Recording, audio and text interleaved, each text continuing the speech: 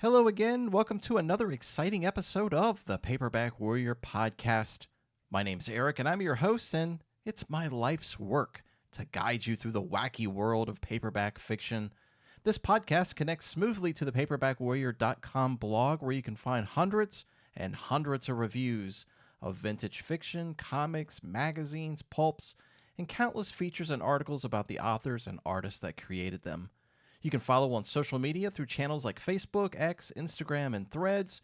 Our YouTube channel boasts over 200 videos, and you can also access the past 119 episodes of this very show right there.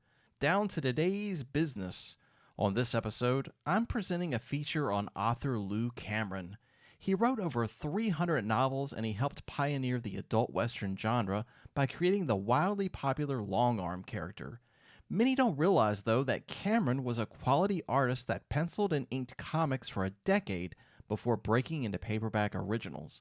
I'm going to discuss his life and career, and I promise you it's going to be great.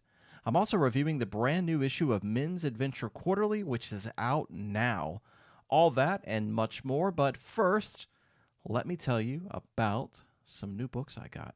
I mean, these are old, smelly books from old, smelly, used bookstores, but hey, they're new to me. First up is a book titled Body Count. It's authored by William Turner Huggett. The front cover blurb says, "The most explosive and honest military novel of our time, as powerful as James Jones and Norman Mailer." It's a Dell paperback, published in 1974. The synopsis says, "Written with total immediacy and gut honesty by a former combat officer, Body Count is about the Marine Corps as no recruiting poster will ever picture it. Whether the scene is a bloody battle against a brilliantly resourceful enemy, or a brothel where desperate men seek violent pleasures, every page bears the vivid stamp of one who was there and has the overwhelming talent to bring it to life the way it really was.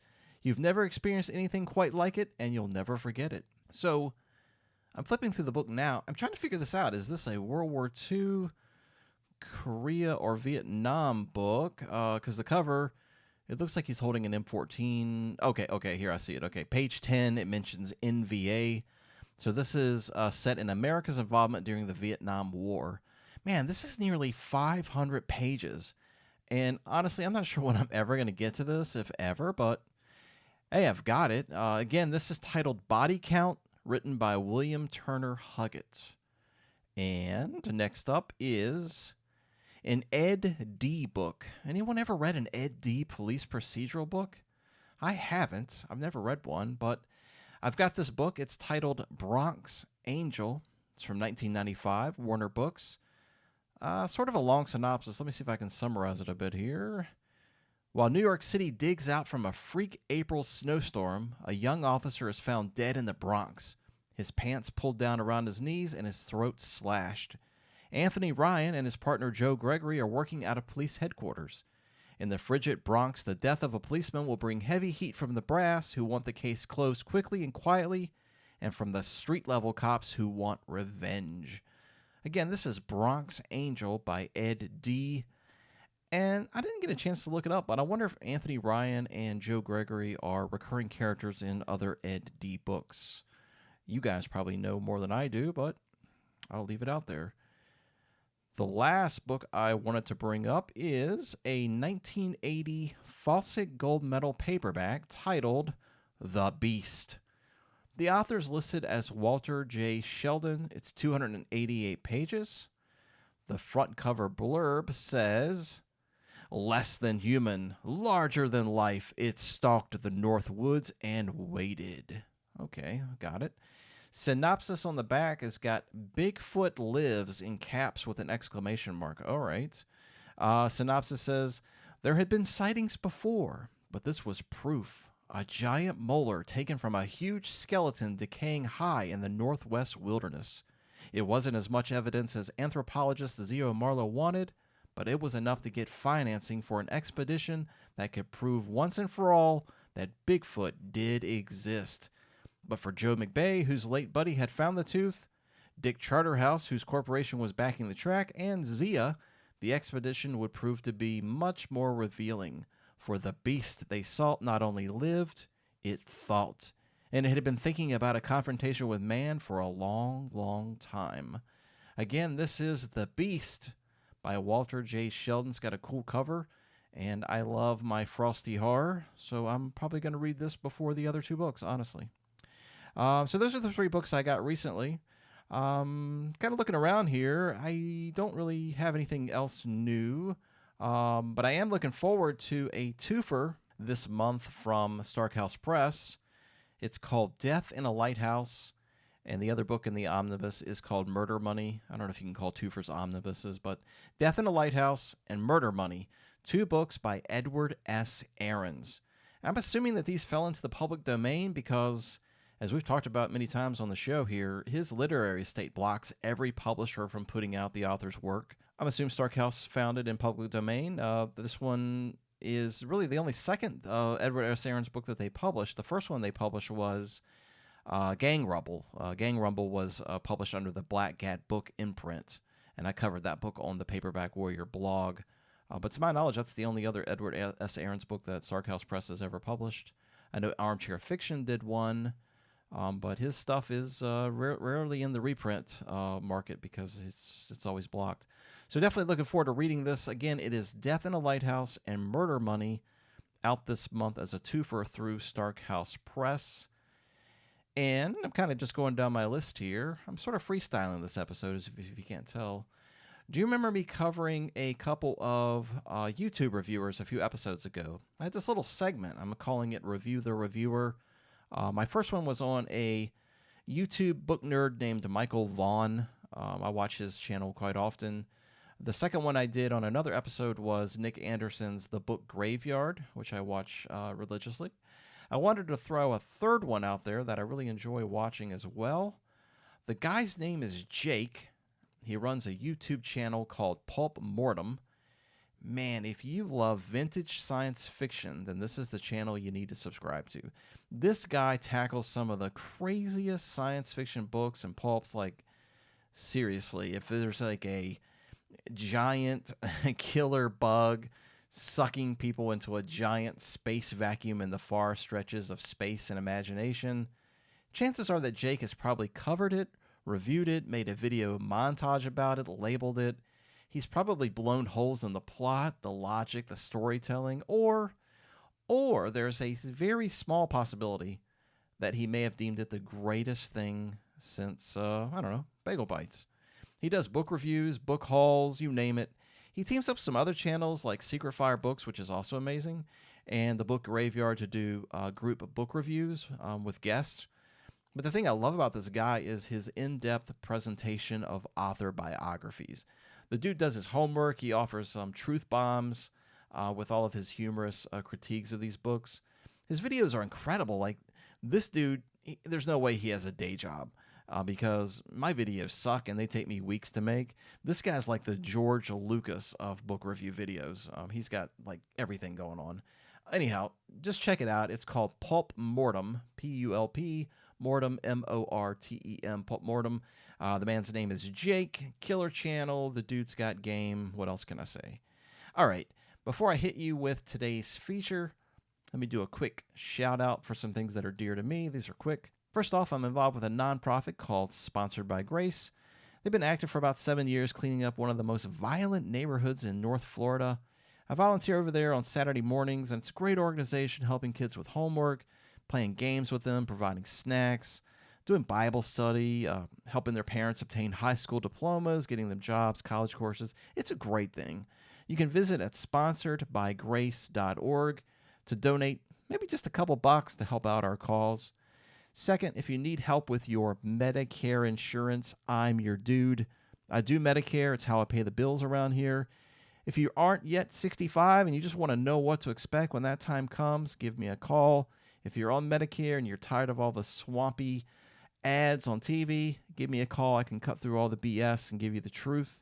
My number is 540-312-7062. Again, 540-312-7062. Let me help you. You can also message me through any of the Paperback Warrior social media channels. Now, let's kick it off in grand style with a feature on an author I'm really excited to talk about. So let me hit the tune you know and love, and we'll get to business.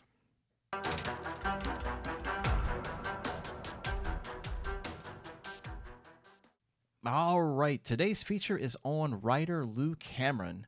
He's considered a real paperback journeyman, and he wrote paperback originals in multiple genres like westerns, crime fiction, war, horror, gothic, romance, and even plantation gothic. He had a remarkable career with over 300 published novels at least. He also pioneered the adult western market. So let's start at the beginning.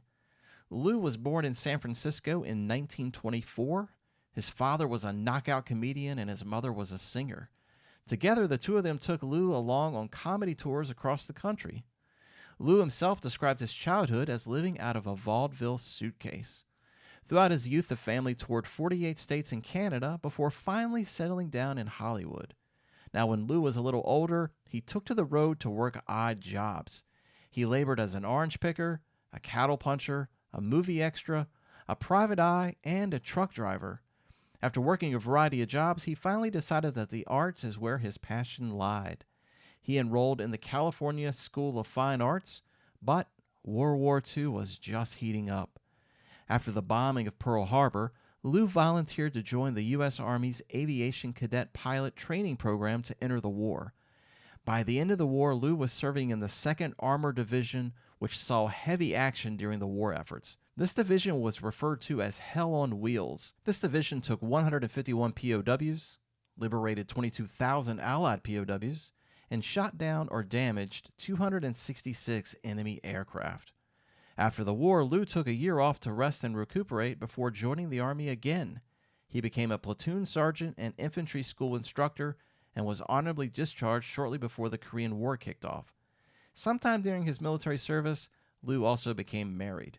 After the military, Lou and his wife moved to New York City so he could try his hand at being a paid artist. Oddly enough, Lou got a job painting flowers on lamps, but it was a short stint because he found out that there were a lot of shops all over town looking for comic book artists.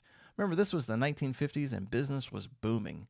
He went to work at a shop ran by future Charlton editor Pat Masuli.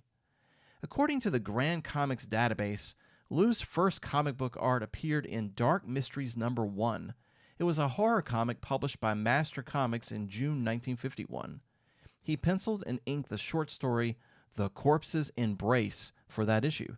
That same year, Lou created art for Pawnee Bill #3, which was a Western comic published by Story Comics. Lou's artwork was for the short story Golden Warrior and the Raiders of Terror Canyon. Throughout the 1950s, Lou was a working comic book artist for publishers like Ace Magazines, American Comics Group, Fiction House, Fawcett, H. John Edwards, St. John, DC, and Marvel. Comics included The Hand of Fate, Web of Mystery, Forbidden Worlds, War Heroes, Classics Illustrated, Weird Horrors, and Journey into Unknown Worlds. Now, Lou, he never drew superheroes. It was never his thing. Even after DC pitched him the tight underwear guys, Lou was not into it. It wasn't his thing. Lou drew romance, mysteries, horror, science fiction, and westerns.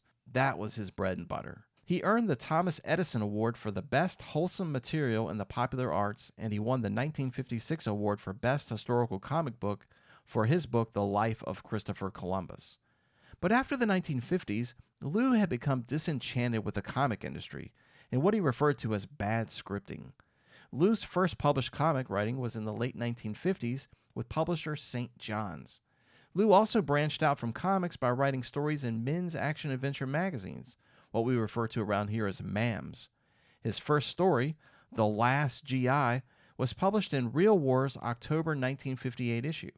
He also had stories published in Sir in July 1959, All Man in September 1959, Blue Book for Men in July of 1962, and Real Men in December 1962. His story, Say No to Lori Lee and Wish You Were Dead, from All Man magazine, was reprinted in Men's Adventure Quarterly's first issue. Lou's last comic book art is the 6-page mystery story Stay Away from Air in the December 1958 issue of DC's House of Secrets. But by the end of the 1950s, Lou was off to the races as a full-time novelist. Online estimates suggest that Lou wrote over 300 books over the course of 45 years. When asked if he had a list of them all, he famously was quoted as saying, "Lord, no! How many girls have you kissed? I must have sold about 100 scripts or short stories by the time I published my first novel, Angel's Flight, for Fawcett in 1960. And indeed, Angel's Flight was Lou's first published novel. The book was reprinted in 2017 as a Black Cat book by Starkhouse Press. Tom Simon covered the book on the Paperback Warrior blog. He states that the book covers a 17-year time span from 1939 through 1956, an era in American history that spans the Great Depression to the dawn of rock and roll. The book's narrator is a journeyman jazz artist named Ben Parker. Parker's foil is a conniving fellow jazz artist named Johnny Angel. Tom says the novel doesn't necessarily have a standard story arc. Instead, it's the ups and downs of this Parker fella through his remarkable life. Tom adds that Lou's writing is a real masterpiece of storytelling that holds your attention. He compared it to watching a Martin Scorsese film. Again, this is Angel's Flight. 2 years later, in 1962, Lou's second novel, The Empty Quarter, was published by Fawcett. It's the story of American oil riggers in the parched Arabian desert. That same year, Fawcett published his third novel, The Skydivers, about, you guessed it, skydiving. Lou's fourth novel arrived in 1965 and was a novelization of the Warner Brothers World War II film None But the Brave that starred Frank Sinatra. That same year, Lou novelized the film Morituri, which was a 20th Century Fox World War II film starring Marlon Brando and Yul Brynner. This early experiment in writing novelizations would propel Lou to write many more novelizations of both movies and TV shows, with titles including Hannibal Brooks, California Split, Skyriders, Kung Fu, The Outsider, and How the West Was Won. Lou's 1967 novel, Iron Men with Wooden Wings, is something unique in the world of paperback fiction. It's a novel about World War I. Now, we often talk about World War II, Korea, the Vietnam War, and how it dominates paperback fiction, but there aren't that many World War I books. Lou's Iron Men with Wooden Wings is described as true adventures of the air aces of World War I with the explosive excitement of the Blue Max. I don't own the book, never read it, but man, it looks awesome. Again, the title is Iron Men with Wooden Wings. I wanted to provide you a few capsule reviews of Lou Cameron's novels that we've covered here on Paperback Warrior. Lou's ninth paperback novel was The Good Guy from 1968. This was published by Lancer, and it's considered a political thriller. Now, Tom Simon read this one as well, and he didn't really like it. He had issues with the narrator being an unlikable guy. He said the book was just devoid of thrills, and that it was 224 pages of sheer boredom. Again, the title is The Good Guy. Tom tackled Lou's 16th novel as well. The book is titled File on a Missing Redhead. It was published by Fawcett in 1969.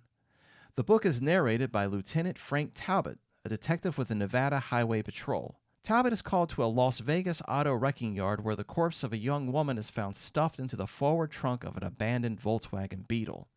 Talbot must identify the corpse, but the problem is that the teeth and fingers have all been removed and her face is smashed to bits. The only lead is the beautiful red hair that's still intact. Tom said the book was fantastic and that it was a great police procedural packed with many interesting factoids.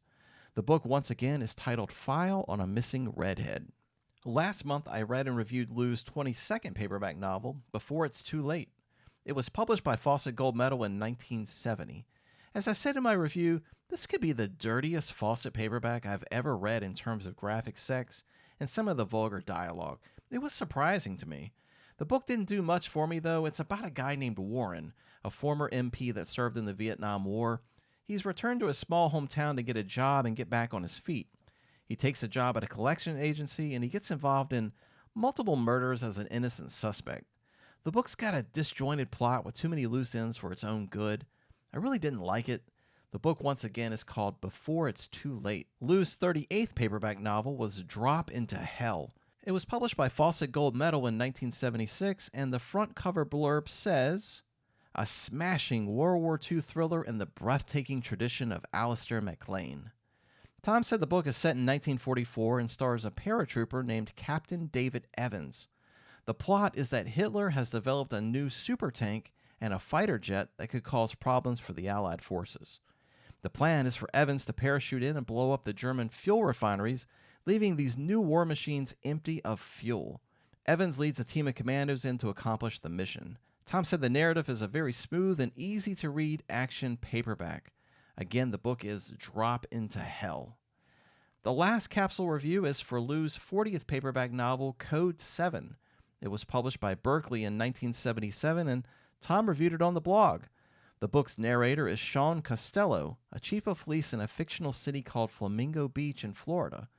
Tom described it as a book with a lot of small subplots that basically just chronicle Costello's day-to-day operations, keeping his small beach community safe. He said Lou's writing was predictably good, and the subplots were rather interesting. Again, the book's title is CodeSeven. So, just to recap thus far, Lou was a comic book artist throughout the 1950s. He found fault with the storytelling, he jumped into paperback original novels in the early 1960s, and he wrote his tail off. But he mostly stayed in the crime fiction and war paperback area throughout most of the 1960s. By 1970, he starts to get the itch to write Western paperbacks. One of his earliest Western paperbacks is the 1971 Dell book Spurhead. He follows with a few more, like 1975's North to Cheyenne and 1976's Guns of Durango, but he catches some critical acclaim with his Western The Spirit Horses. The book was published as a hardcover in 1976, and it's a unique Western about a U.S. cavalry patrol using camels to fight with the Nadine Apache Raiders. This was based on a real event. The book earned Lou the coveted Golden Spur Award from the Western Writers of America. His novelization of the TV miniseries How the West Was Won in 1977 seemed to spur the writer into writing more and more Western fiction. This was a big deal, and it changed the author's career trajectory. Lou would continue writing Westerns under his own name through the 1970s, 80s, and into the early 1990s. But by the mid-1970s, Lou was thinking of building a paperback series starring a recurring protagonist. His first attempt at a paperback hero was that of Doc Travis. The character first appeared in the 1975 Dell paperback, Doc Travis. In the book, Travis is wanted by the Yankees for desertion, the rebels for treason, the Mexicans for revenge, and the Comanches for scalping. But he's in a valley where he works as a doctor saving lives. Doc Travis returned in the 1976 Dell paperback, Guns of Durango. But Lou was wanting a character that could last a bit longer. Lou was looking at the big picture of having his very own main character star in a long-running publication. In 1978, Lou helped create the character of Custis Long, a U.S. deputy marshal based in Denver, Colorado in the 1880s. The character's nickname is Longarmm, which plays on the idea of him being the long arm of the law. Now, Longarmm is not the first adult Western paperback or paperback series, but it's arguably the most iconic of all the adult Western series titles. Longarmm was published 2 years before John Messman's The Trailsman series, which is the other cornerpost of Western adult fiction. In case you aren't familiar with the term adult Western, these are Westerns that typically have about 2 to 3 graphic X-rated sex scenes in them. These are typically uniform commitments made by the author to oblige their publishing contract. The idea is that the authors can place these Western characters in any type of action-adventure plot, but it's got to include the aforementioned sex scenes. There are over 500 Longarmm Western paperbacks, and again, Lou Cameron helped create this character. Jove Books, a subsidiary of Berkley, published Longarmm, and all the books are listed under the house name of Tabor Evans. Lou authored the series' first book, and he ended up writing about 50 of the series' installments from 1978 through the early 2000s. Other authors that contributed to the series include James Reasoner, Harry Whittington, Peter Brandvold, Will Knott, and Chet Cunningham, just to name a few. Longarmm was a retail blockbuster for mass-market paperback publishing. It's really Lou Cameron's claim to fame, in my opinion. Again, it's the Longarmm series. Shortly after he created the Longarmm character and title, Lou was back at the typewriter with another mattress-romping Western hero, that of Captain Gringo. He placed this character in the book Renegade, which was published in 1979 by Warner Books. The book takes place in the early 1890s in Arizona Territory. Captain Gringo, at this point going by his real name of Lieutenant Richard Walker, is about to be hanged after a court-martial. He took pity on Mexican revolutionaries who were caught on the American side of the border. Thankfully, Walker escapes the noose and gets into Mexico, where he's captured again and faces execution. Thankfully, he escapes again and then takes on a leadership role for revolutionaries. He's promoted to captain and goes by the name of Captain Gringo. The series is one adventure after another set in tropical climates. It's more of an adventure series than a western, but I sort of lump it into the adult western category. There's the obligatory sex scenes throughout each installment. And again, the series is called Renegade, and there's 36 novels published between 1979 and 1986. They're all written by Lou. These books are also available in ebook through Piccadilly Publishing. Now you got to be careful. If you're buying the original paperbacks, the author on those covers is going to be listed as Ramsey Thorne, but the ebooks have Cameron's actual name on them. In terms of other adult Western fiction, Lou wasn't just finished with just Longarmm or Renegade. He also created the sexy series Stringer for Ace in 1987. Over a 2-year period, Lou wrote 15 Stringer novels. In this series, the main character is Stringer McHale, a newspaper reporter that goes around the country investigating crimes. He gets embroiled in the action and typically beds down 2 to 3 women in each book. It's very similar to Longarmm in the way the books unfold. Now, Lou also helped create another Western series titled Easy Company. He wrote the debut, Easy Company and the Suicide Boys, in 1981. There would end up being 31 Easy Company books published between 1981 and 1983, although Lou only wrote the first one. These books are written under the house name John Wesley Howard. I wanted to touch on just a few other books that Lou wrote. He authored the romantic western This Fever in My Blood in 1980 for Dell as Mary Louise Manning. He wrote Chains in 1977 for Dell under the name Justin Adams. This is a plantation gothic novel. He wrote 2 horror novels using the name Julie Cameron in 1975. Both were published by Berkeley. The first one was titled The Darklings and concerns a poltergeist. The other is a gothic suspense titled Devil in the Pines. Using the name Dagmar, just simply Dagmar, he wrote The Spy in the Blue Kazoo and The Spy Who Came In from the Copa. Both were published by Lancer in 1967. I also wanted to read you just a few quotes I found online. On the MysteryFile.com blog, great Western writer James Reesner had this to say about Lou.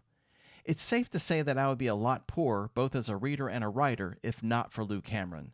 In Longarmm, he created a great character that I enjoyed as a reader for more than 10 years before I ever started writing them. And for the past 19 years as one of the writers, I thoroughly enjoyed chronicling some of the adventures of Deputy U.S. Marshal Custis Long.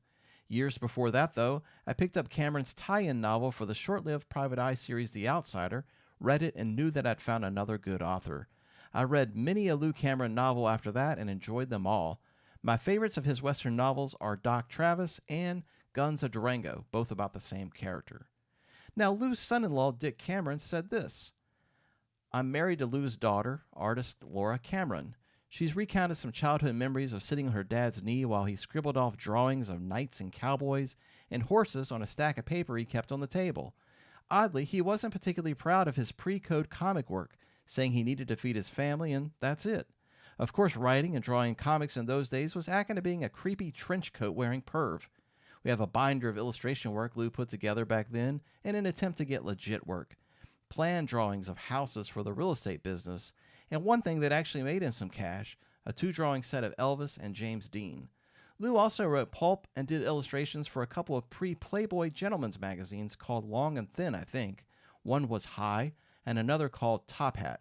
Very funny stuff, see-through baby doll 90s with titles like The Fanciful Fraulein. He also had a couple of syndicated funny pages in the comic strips. One called The Good Life, I think. Classic husband, wife, kids, and dog humor. He had some success in England with a few early novels, but felt he had made it as a serious writer when Blockbusters made the New York Times bestsellers list. Dick Cameron goes on to say, Lou also wrote 2 romance novels on a challenge from a female romance writer friend. He often claimed romance was harder to write than anything else he put his hand to because you had to be way over the top and stay believable. Plus, romance novels had a language all their own, and the fans are brutal. A tough sell, in his words. Of all the westerns, The Big Lonely is my favorite and a downright chilling tale of the early sodbusters. I've always admired the amount of research Lou did to get the flavor and details right. On James Reasoner's blog, Western author Peter Brandvold said this about Lou. Cameron had a very distinctive cinematic style that I love. Lou Cameron passed away in New York City on November 25, 2010. I hope you enjoyed this feature about his life and work. My references include The Chilling Archives of Horror Comics, number 23, PiccadillyPublishing.org, James Reasoner's Rough Edges blog, Mystery File, Archive.org, and the Fiction Mag Index. All right, my last segment of this episode is my review. I chose to review the brand new issue of Men's Adventure Quarterly. This is the 12th issue that just published late last month. It's available now. This is the quarterly magazine edited by both Robert Dice and Bill Cunningham. Guest contributors in this issue are James Reasoner, David Avallone, John Harrison, David Spencer, and Paul Bishop. Every Man Quarterly has a theme. Prior issues were dedicated to themes like juvenile delinquents, spy, vigilante, the Vietnam War, and westerns. This one is right up my alley. It's the Private Eye issue. At 160 pages, this thing is stuffed with content. I'm just going to hit the surface just to kind of give you an idea of what you get with this amazing issue. In the opening pages, Bob Dice gives us a thoughtful and mournful farewell to his friend and MAM inspiration, artist Mort Kunstler. The famed artist passed away in February. Way back in 2019, Bob, alongside his editing partner Wyatt Doyle, they put together a fantastic book about Kunstler and his career. Bob's message here is endearing and one that solidifies the enormous legacy Kunstler leaves behind. He was a talent like no other, and he's going to be sorely missed. Bob also rolls into the issue's first short story with an introduction about a real-life private eye named Raymond C. Schindler. Bob delves into the sleuth's life and his appearance in a short story titled The Case of the Murdering Detective, penned by writer Alan Hinn, and originally published in Cavalier in September 1956. Bob and Bill published that entire story in this issue, complete with the amazing original artwork by Norm Saunders. I was thrilled to see that Bob included yours truly in an article about popular crime fiction author Frank Kane. Bob gives a nod to Tom and I in our podcast episode about Kane's iconic private eye Johnny Liddell. Bob gives a little backstory on Kane and the character and even digs into an old Manhunt story featuring the character titled Party Girl. That story, originally appearing in Manhunt's August 1954 issue, was reprinted in Kin for Men in May 1957. Thankfully, Bob turns the favor and reprints the entire story in this issue as well. Of course, it's accompanied by amazing artwork by Rudy Nappy featuring Men's Adventure supermodel Eva Lind. Bob has an article about a rare two-issue Men's Adventure magazine titled Private Eye. Bob writes about the magazine and features a story from it titled Sing a Song of Sex Mail by an unknown author. What I consider the main event of this issue is a book bonus of Michael Avallone's The Tall Dolores. This book bonus is titled Make Out Mob Girl. The story is introduced by David Spencer and features an excerpt from Spencer's nonfiction work about paperback novelizations, aptly titled The Novelizers. The gatefold artwork for the story is by Frank Soltis. Accompanying the story is an article by Michael Avallone's own son David titled A Little Something About My Father. If you're a fan of the Honey West franchise, then this issue's Mac Gallery is a must. There's tons of paperback cover art from books like Dig a Dead Doll, Girl on the Prowl, there's art from TV Guide, there's an episode guide from the show. There's even a short story included titled The Red Herring, which was originally published in the June 1965 issue of Mike Shane Mystery Magazine, and the art for this one is by Leo Mori. Now, James Reasoner has an article titled The Top 10 Western Detectives, and it looks at characters created by the likes of Lauren Estelman, Steve Hockensmith, John Reese, Craig Johnson, and A.G. Guthrie Jr., just to name a few. Paul Bishop has a detailed article titled Sherlockian, The Game is Still Afoot, and it's all about, you guessed it, Sherlock Holmes. Paul writes about the Sherlock Holmes short story collection, Adventures of Sherlock Holmes. He writes about the Big Book of Sherlock Holmes Stories, the Fight Card Sherlock Holmes Omnibus, and his own edited book, which is out now, titled 52 Weeks, 52 Sherlock Holmes Novels. John Harrison's article looks at specific examples of futuristic private eyes, so that adds a little something unique and different to round out this issue.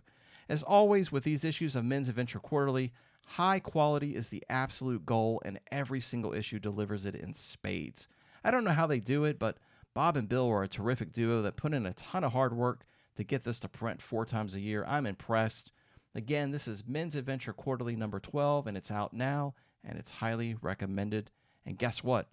I'm out now. That's all I've got. I worked on this podcast episode for 7 straight hours, researching and writing, not counting the recording and editing time and the hours spent on artwork for the episode, which I still got to do. If you enjoyed this episode, hop on paperbackwarrior.com's desktop site, click on the top right-hand corner for donations. If you donate, that's great. If you don't, that's okay too. Making sure you enjoy the episode is payment enough for me. Keep an eye out for a new episode in a few weeks. Stay on Facebook, X, Instagram daily to see new video shorts, podcast episodes, shopping videos, and of course, written reviews and articles about vintage fiction. Have a great rest of the day and enjoy whatever it is you're doing. Take care, and I'll see you next time.